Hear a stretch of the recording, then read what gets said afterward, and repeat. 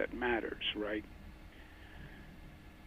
Overall, the state with focus zones included 4.27, which is up from 3.9.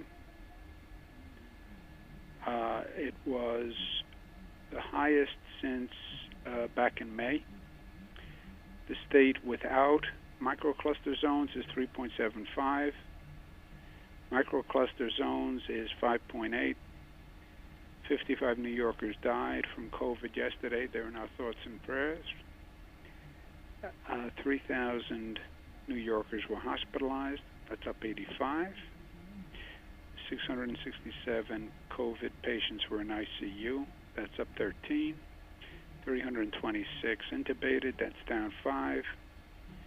Western New York leads the show, 6.6.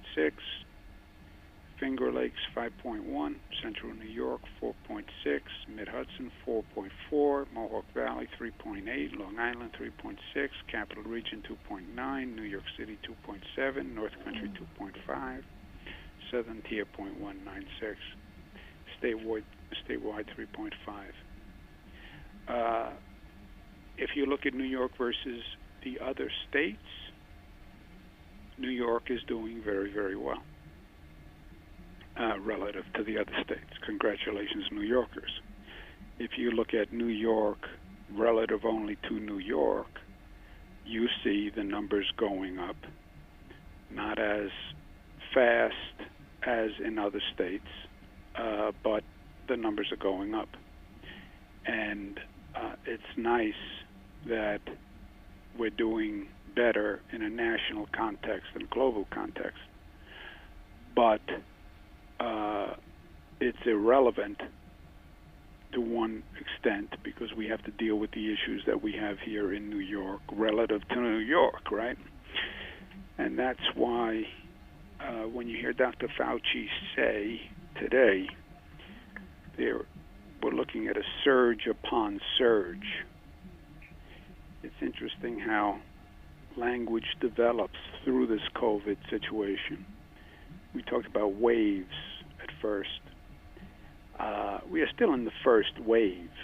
People say, oh, we're in the second wave. We're not in the second wave. The second wave is a mutated virus, is a wave. This is a first wave, additional surge. Dr. Fauci then says today, surge upon surge.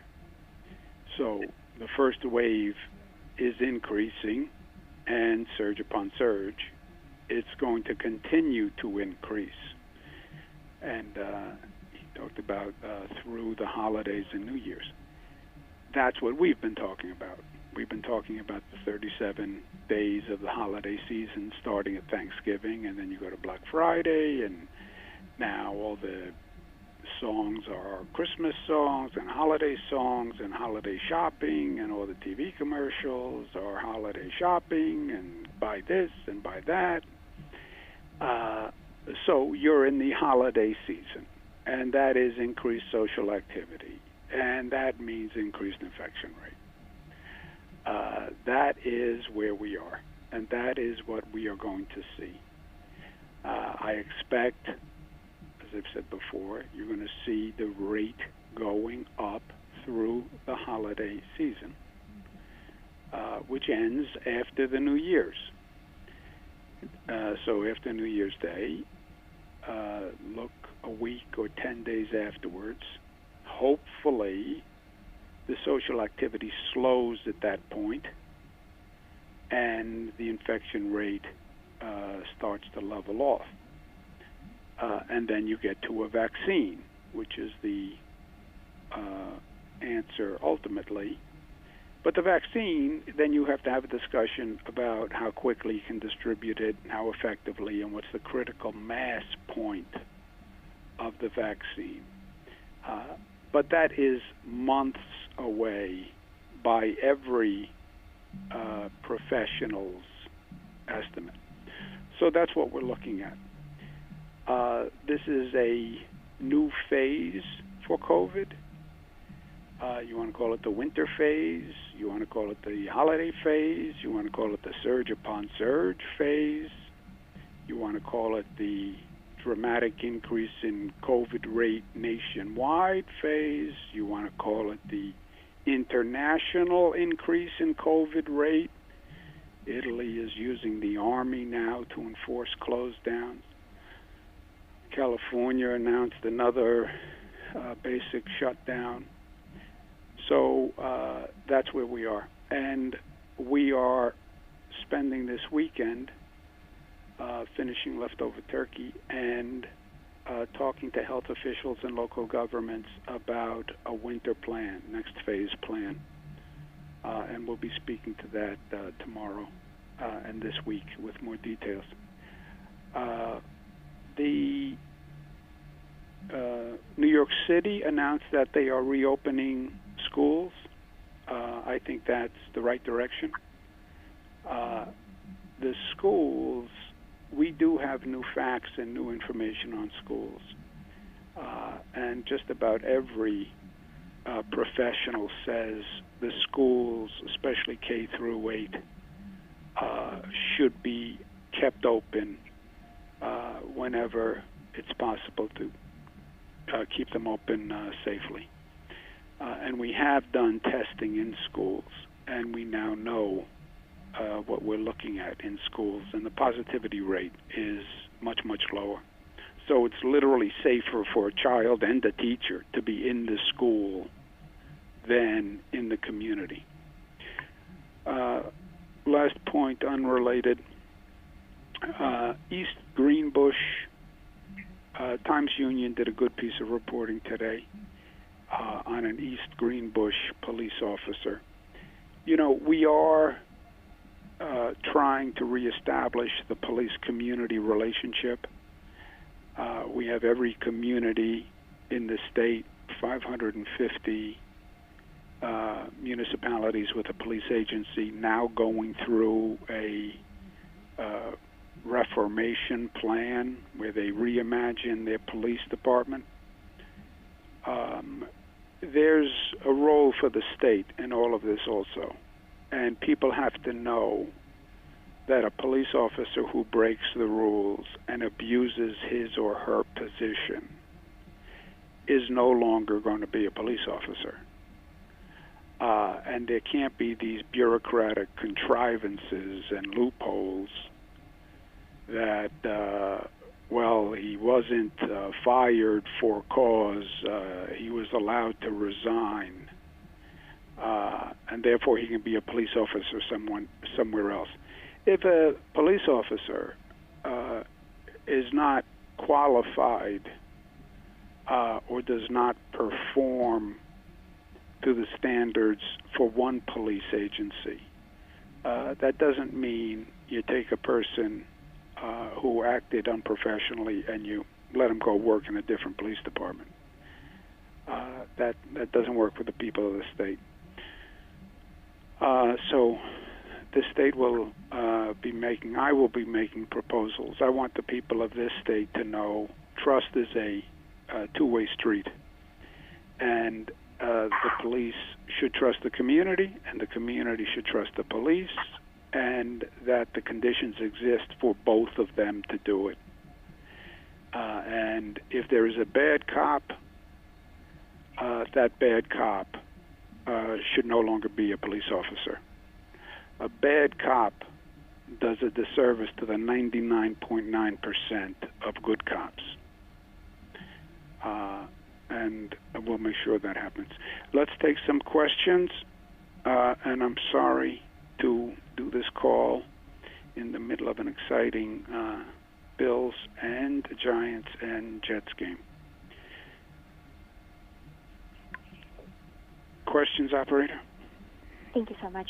Ladies and gentlemen, as a reminder, if you would like to ask a question, you may press star, then the number 1 on your telephone keypad. Once again, you may press star 1 to ask a question. Please stand by while we compile the Q&A roster.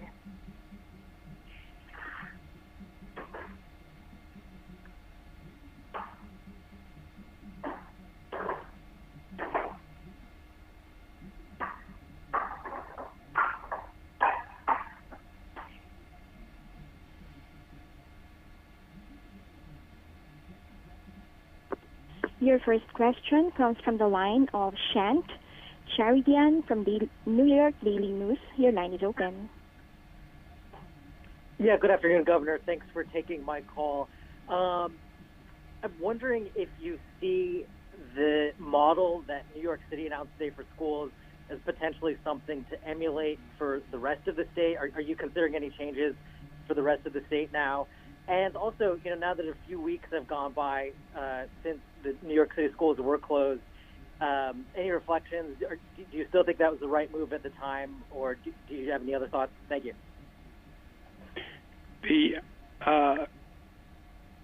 Let's just restate the facts here a little bit.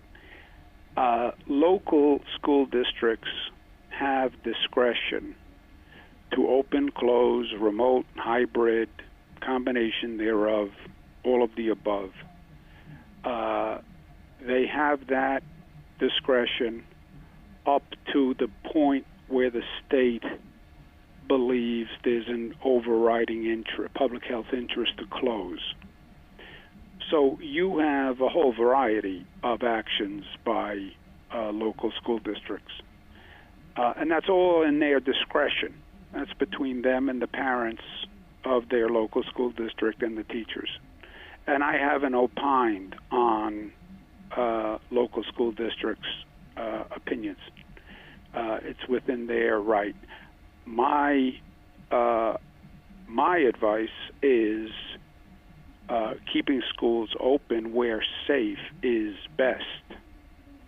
And I think New York City opening schools is the right direction and the right decision. I think schools should be open. You have literally across the globe World Health Organization officials, European experts, American experts. They all say that the infection rate in schools, as long as it's under control and it's below the community level, it's better for children to be in school. It's less disruptive for the student. It's less disruptive for the family. The student is getting an education. And schools are safer than the local community, right? Life is options. If the kid isn't in school, then the kid is at home, which is a place where we're seeing spread, or the child is out playing in the playground, where you have the community infection rate. So schools are literally safer.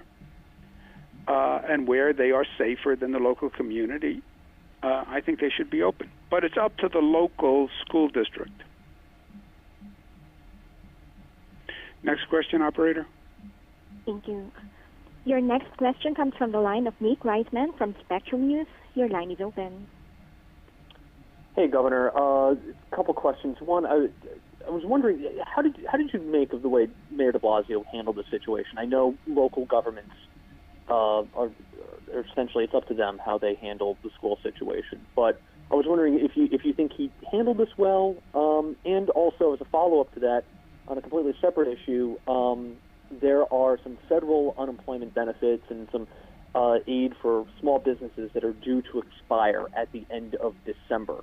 I was wondering if you could react to that and what you think Congress should be doing over these next several weeks, as we also have a federal government shutdown that is looming as well. Okay. FYI, Nick, Buffalo is ahead 14-6, because I know that's what you really wanted to know if I was checking the score. I said that my advice generally is to all local school districts to keep the schools open where it's safe, and if the school is below the community level and it can be open safely and you're doing your testing, keep it open. And I think what the mayor did today, reopening the schools, was the right decision. I think the federal government has done a terrible disservice to this nation. The federal government has done an extraordinarily aggressive, partisan, destructive impact on New York, but that we've talked about many times, SALT, etc. But what they've done here to the nation, you allow these benefits to expire in the middle of a public health pandemic? I mean, it is as irresponsible and reckless as you can be. And the election is over. You know, if you want to rationalize their irresponsibility and paralysis because it was politically motivated during the middle of the election, it's over. And now you're going to let benefits expire? When you have the top health officials saying surge upon surge, it's going to be worse Christmas and the holidays? Still no state funding? And now we're supposed to undertake a vaccine program? I mean, none of it makes any sense. I talk to governors all day long. Every state has financial difficulties, and you still haven't done a stimulus package? No, it's just terrible, really terrible and irresponsible and reckless. Let me ask Melissa or Rob if they have any additional ideas on that point. No, I think the governor said it's exactly right, and we sent a letter to Congress. The governor sent a letter to Congress a week ago to that effect, and actually it's even worse than that. There's 9,000 people who were collecting unemployment insurance who started collecting just before the start of the pandemic who actually ran out of their unemployment insurance last week. And so we sent that letter a week ago calling on them to act immediately to deal with those 9,000. But as the governor said, that 9,000 is going to continue to grow, and it's complete and total government malpractice to allow this to happen. Rob, do you have any point? Is Rob on the phone? Yep, I'm on. Those were the programs you went through them. There are other items as well that Congress will allow to expire that will, if they're not extended in December, there are other things for them to act on, such as the hospital cuts that actually go into effect. So there are a bunch of things, including these unemployment programs, that Congress will have to come back to renew. Otherwise, they expire and they impact the state dramatically. Yeah, let's take one more. And by the way, the hospital cuts, you know, in this next phase, and I'm going to talk more about this tomorrow, what is most important is the hospitalization rate and the burden on the hospital system. That's the phase we are entering. And now is the time to cut aid to hospitals. Now is the time to tell cities you have to lay off essential workers. I mean, it's self-destructive. Let's take one more. Thank you, Governor. Your last question comes from the line of Joe Spector from USA Today. Your line is open. Hey, Governor. By the way, you know, Nick Reisman and I are Jets fans, so you're doing us a favor with this call. Jets fans? The Jets were down, I think, right? Yeah, they're down, so, you know, maybe this is not a bad distraction. They're 0-10, so, you know. They're playing Miami, right? Right. Well, hope springs eternal with the Jets. Yeah, let's hope. The Giants are tied. Yeah. Go ahead. Back on the schools, as part of the winter plan, might you consider separating the infection rates in a community from the schools? So, like, that's what de Blasio's doing to some extent. You know, test enough in the schools where you know what the number is in the schools, but forget about putting the school in an orange zone or a yellow zone, red zone, and just seeing what the rates are in schools.